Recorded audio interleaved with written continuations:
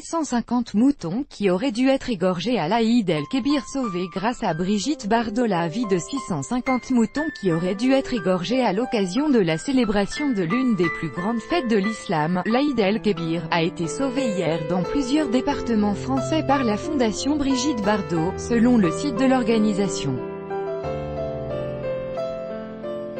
La Fondation Brigitte Bardot a annoncé, via son site internet, avoir sauvé 650 moutons dans les Bouches-du-Rhône, dans l'Île-de-France, en Normandie et en Alsace.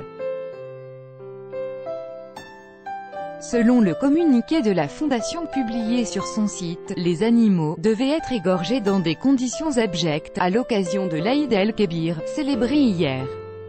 Pour la 4e année consécutive, la Fondation Brigitte Bardot était présente dans les Bouches-du-Rhône sur plusieurs sites clandestins, en renfort des autorités qui ont préparé et rendu possible les interventions, pour organiser la prise en charge d'un maximum de moutons, indique le texte du communiqué.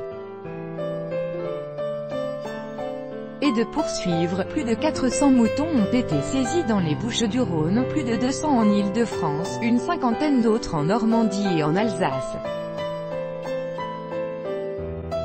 Tous ces animaux, qui devaient être égorgés sans étourdissement un 21 août, à l'occasion de l'Aïd el-Kébir, dans des conditions abjectes, rejoignent la plus grande ferme des animaux sauvés de la mort, l'Arche de la Fondation Brigitte Bardot.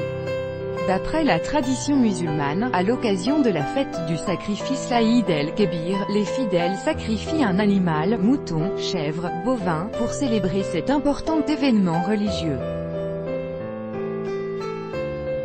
Réagissant à cette opération de la Fondation Brigitte Bardot, les internautes se sont divisés en plusieurs camps. Les uns l'ont soutenu, s'étant félicités pour ces animaux sauvages, d'autres se sont demandé pourquoi la Fondation a préféré faire une exception pour les moutons en ne se préoccupant pas des autres animaux qui doivent aussi être tués. Certains musulmans ont insisté sur le fait que malgré cette initiative, la fête s'est bien passée.